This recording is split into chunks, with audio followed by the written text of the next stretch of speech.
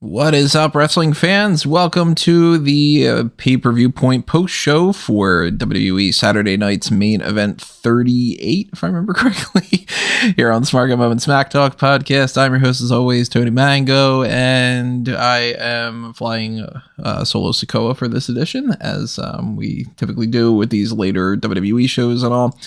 And I'm going to put it out there. This is not going to be a long episode. There's not much to talk about here. Most of the show was as predictable as it could be, but I still want to break it down, for anybody that might have missed it, anybody that wants to tune into this instead of checking out the show, or generally speaking, just wants to know what I think about it. So keep in mind, though, I always want to know what you have to think about these things, too. So drop your thoughts in the comments below. Maybe if you are over on Facebook or Twitter or whatever, chat it up there. You got the page on smarkmoment.com as well. And of course, if you are over here on the Discord server as well, then that's another thing for you to, chat it up and have fun and talk about whatever it is you want to talk about. If you are on YouTube, though, make sure that you hit that like button. Make sure that you are subscribed. Ring that notification bell. That way you get those email alerts for when I go live for things like this. And, if you have the spare change to click on the thanks button or a super chat or click on the join button, you'll get access to this different kind of stuff we have over on Patreon. Always mentioned before, the Darkcast tier, the Pick Your Poison tier, all that good stuff. So whether it's that, whether it's the Redbubble or TeePublic merchandise, all that stuff's greatly appreciated. It goes a long way in helping to, keep the lights on here for Smark Moment and do some cool stuff in the future. So I see we got Peter in the chat. What's going on, Peter? Let me know what you thought about Saturday night's main event. So my overall thoughts for the show was, this is already kind of going into that direction that I was assuming was going to be the case when it came to Saturday night's main event.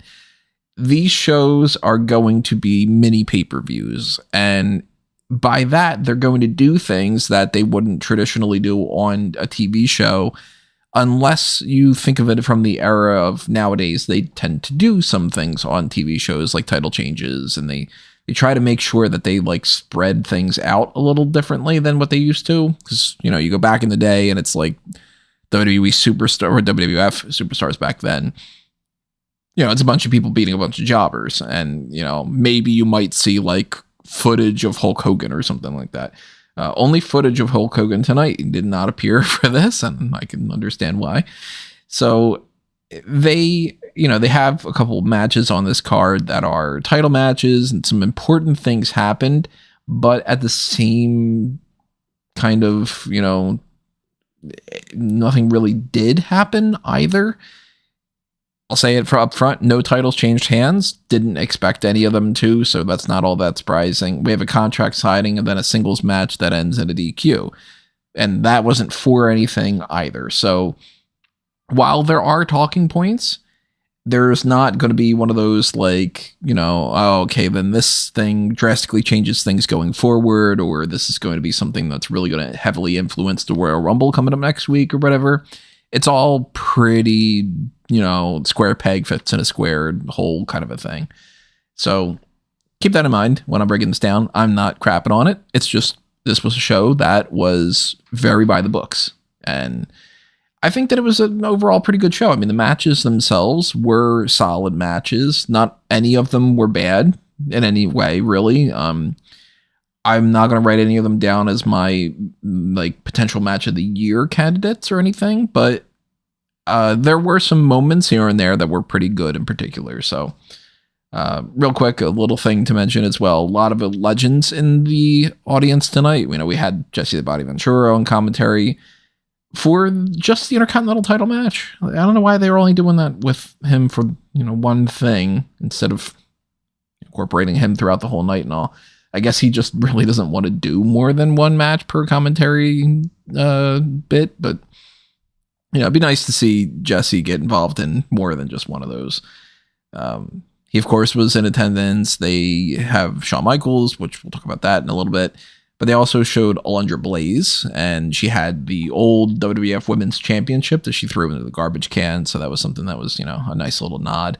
$1 Million Man Ted DiBiase was in the crowd with the $1 Million title. It's always cool to see him.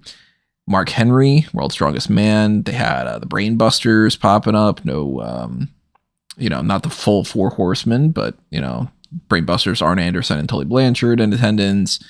Dory Funk Jr. was there. Hacksaw Jim Duggan was there. He's looking pretty good, all things considered. You know, I know he's been through a couple rounds of cancer treatments and stuff, so it's cool that he's feeling well enough to be able to be out there and, you know, do the whole ho and, like, you know, hacksaw shtick. I believe that might have been it. Let me just double check that I'm not forgetting anybody that was out there, but I think that was it. So Alundra Blaze, Mark Henry, DiBiase, Funk, Duggan, Anderson, Blanchard. Yeah, okay, so I guess it was just that. Yeah, and it's like, it's cool to see those people that are in there, and you know, if we see them in the Hall of Fame or we see them here or something, then, you know, it's better, of course, when they can actually interact, which let's just talk about it. We're not talking about this in order. So the contract signing, look, it's a contract signing. Every time the WWE does a contract signing, it's essentially the same segment over and over again. Like, you know, I mean, different mediums do this kind of thing all the time. You know, if you're a kid from back in the day and you used to watch Power Rangers, it's the exact same episode over and over again. You know, if you watch wrestling long enough, you're going to see these tropes just repeat themselves over and over again. So what do you expect in a contract signing? Well, if it's just the two people, then the two people are going to argue, and then one of them is going to be put through a table. If there's somebody that's moderating it, like Shawn Michaels in this case, well, then the Heartbreak Kid's going to be there to say, hey, you going to do this, you're going to do that, and then somebody's going to get annoyed or mad at him or whatever, typically the heel because he's a babyface, and then that's going to lead to some kind of a scuffle. So what happened here? Well, Shawn Michaels comes out, he collects the championship title, as they were talking about, for them to, you know, suspend them above the ring because we got a ladder match coming up next week. Shawn is there in between Cody and Kevin, who starred jaw-jacking it. Sounds way worse when I say it that way. Just jaw-jacking, it should say. And eventually Kevin Owens gets on the bad side of Shawn Michaels, and they kind of like start arguing a little bit because Shawn points out that Kevin Owens is just kind of sounding better and all. Michaels is about to get package pile driven. Yeah. Owens is going to give a package pile driver to Shawn Michaels. Let's rephrase it that way. Cody gives him a super kick. Shawn Michaels follows that up with a sweet chin music of his own. So you get to see that moment. I'm sure Owens is like, oh, this is great. I'm holding the WWF Winged Eagle title and I'm getting a super kick from Shawn Michaels with, you know, like on the Saturday night's main event. Like, you're checking these things off your bucket list. So again, like, they didn't establish anything different. Nothing changed. Michaels didn't announce that he is like a special guest referee for the Royal Rumble or anything. They didn't tweak the stipulation from anything that I had caught. I mean, I'm going to double check to see if maybe I didn't, you know, miss something or whatever, but it seemed like it was just that. I mean, I'm not seeing anybody else reporting on anything. So it's something that, you know, you go into it expecting it to be that kind of a segment, and then it is. So I thought they did a good enough job for what they were going to do. It was nice to see Shawn Michaels out there. It's always good to see a super kick. So that's cool. Let me read these chats a little bit. Let's see. Peter says, better than Raw and SmackDown lately. I feel Gunther and Jay felt like they had to go home and finish quickly. That definitely did. That's definitely sure. Jesse literally said, I don't watch the program saying Honky Tonk Man's the longest Intercontinental champion. Yeah. He's definitely not up to speed about Gunther beating that. David in the chat saying, oh, but Kevin Owens making HBK's hat fall off and reveal the bald head in the sweet chin music. Yeah. I hate seeing the bald Shawn Michaels. It's just, you know, I don't like feeling older. But let's go back and talk about the matches themselves. So it started off with Rhea Ripley, and she retained the Women's World Championship as expected over Nia Jax. They had a match. Ripley won. We all figured she would. I don't really know what else to say about that. I thought it was fine. They work well enough together where, you know, Ripley is one of the bigger women on the roster as far as like height and, you know, strength and all.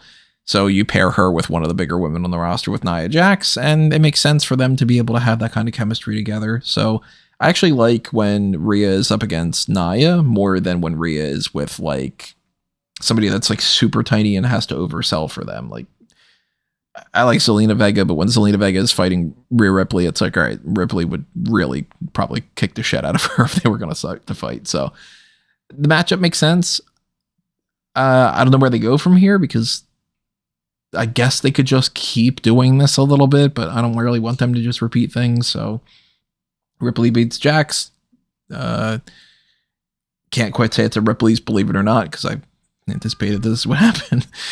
And Braun Breaker retains the Intercontinental title over Sheamus. Now, Celtic Warrior had a good point in this match where he basically had the match won after a brogue kick, and then Braun Breaker just barely got his foot up onto the ropes. So that was actually the big talking point that Jesse the Body Ventura had throughout the whole thing, where he was saying, the referee counted 3, or, well, if the referee counted 3, then why is he, saying the match isn't over and all this?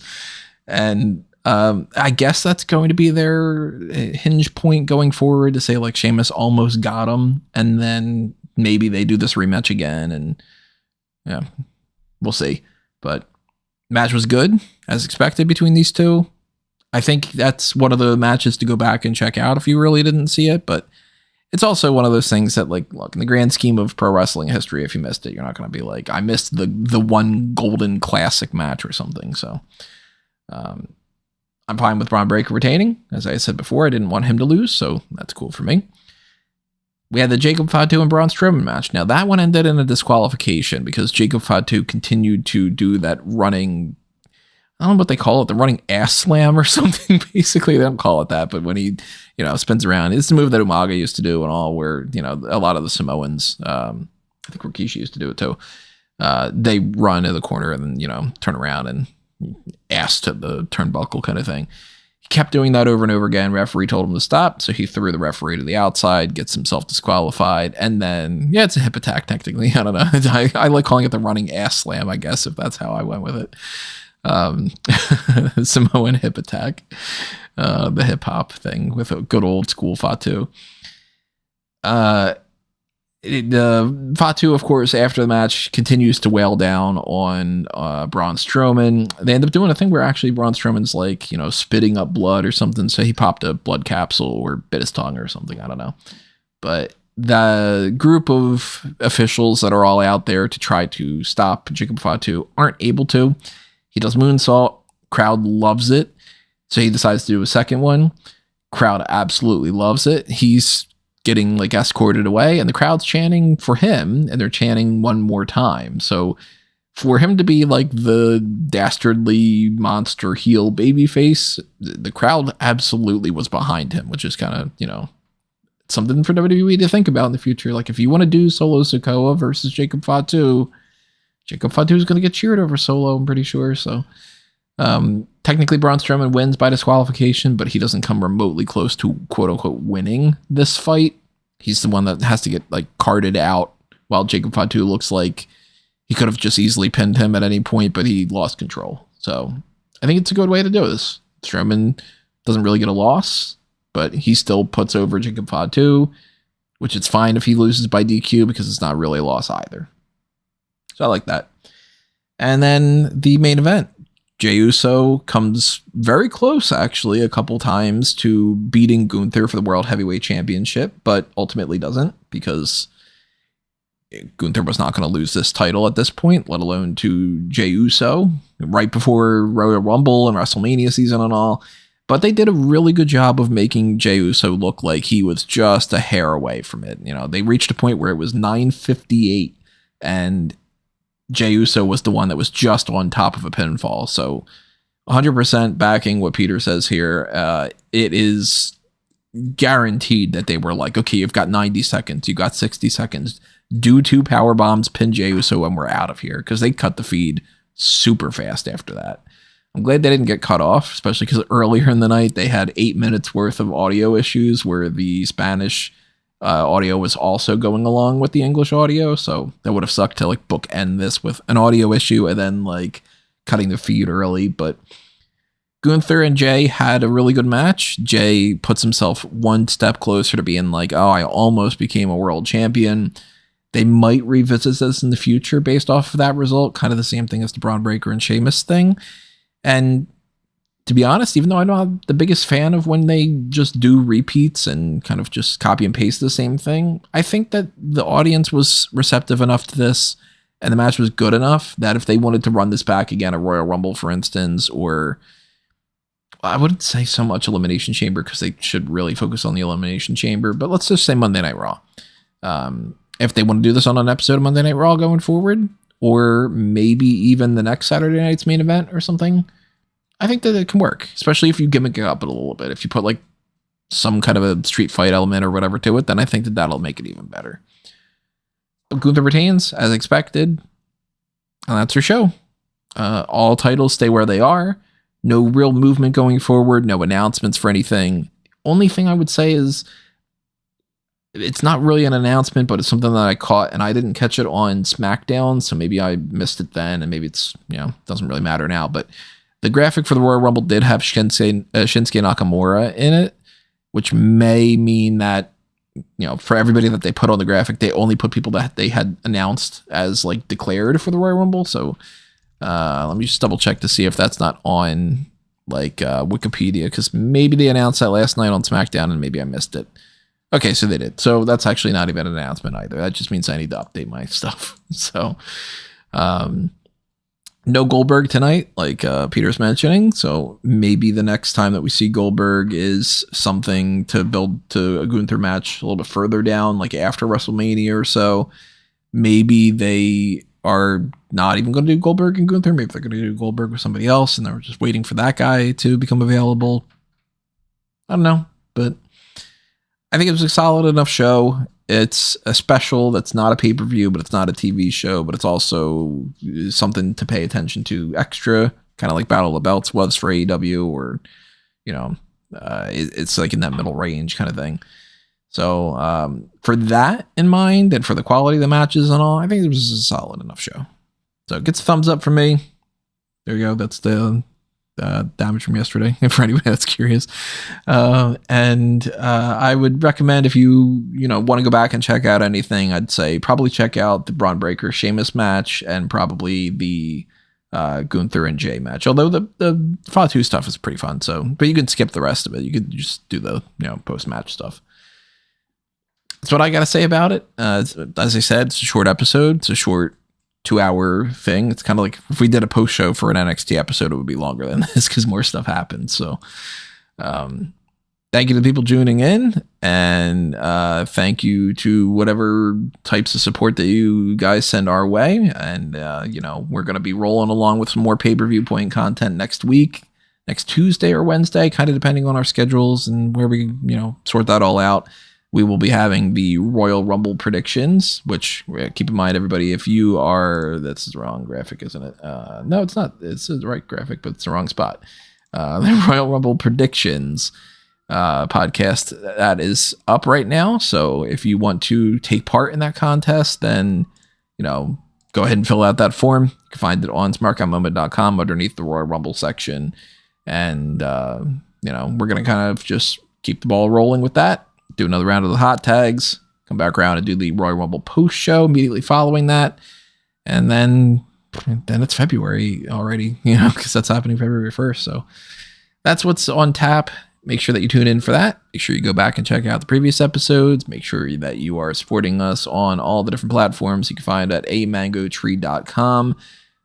Like, follow, favorite, share, subscribe to all those things over there. I have to update this graphic and change that Twitter one to an X icon and probably add blue sky. I don't know. But yeah, that is it for this episode. Adios for now, everybody. Again, thank you for tuning in. Thank you for those comments below. Thank you for all your support. And I'll see you next time. This has been another Smark Out moment, and I'm being counted out.